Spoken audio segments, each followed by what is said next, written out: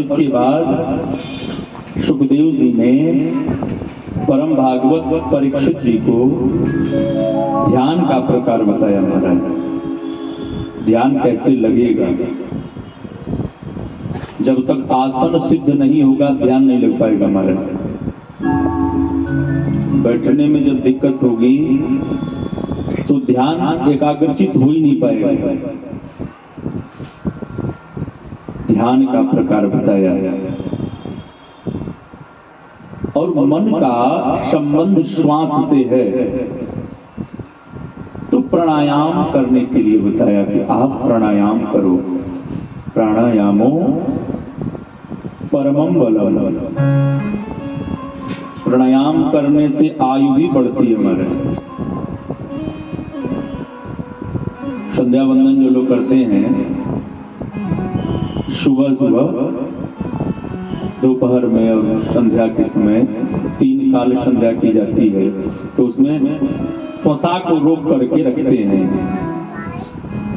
दाहिने छिद्र से श्वसा को खींचते हैं, बंद कर लेते हैं अंगूठे से, और रोकने के बाद कुछ क्षण के बाद जितना अभ्यास हो सके बाएं छिद्र से श्वसा को छोड़ते हैं, जिसको आप लोग अनुलोम विलोम जानते हैं। रामदेव जी ने बताया है अनुलोम विलोम करो, मन इससे एकाग्र होता है महाराज। और उसके बाद शरणागति बताई, किसके शरण में रहा जाए।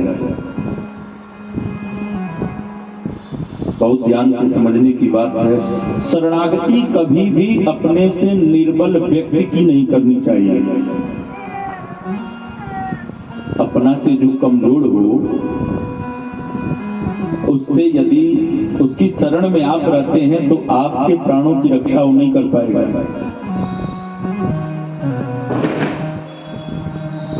अपने से बलवान व्यक्ति के शरण को ग्रहण करना चाहिए। राम जी गए समुद्र के शरण में, खूब अनुनय विनय किया महाराज, लेकिन समुद्र माने ही नहीं। विनयन मानत जलधि जड़ गए 3 दिन बीत, बोले राम शकोप तब भय बिनु होत न प्रीत। और उसके बाद क्या लक्ष्मण जी को आदेश दिया, अग्नि बाण लाओ, अभी मारता हूं, समुद्र सूख जाएगा। प्रकट हो गए महाराज। सरकार आपके ही पूर्वजों ने हमारा निर्माण किया है, आप जिधर से चाहें जा सकते हैं। शरणागति कभी भी अपने से निर्बल व्यक्ति की न करी जाए। सुखदेव जी कहते हैं राजन, बलवान कौन है? बलवान अखिल ब्रह्मांड नायक है महाराज।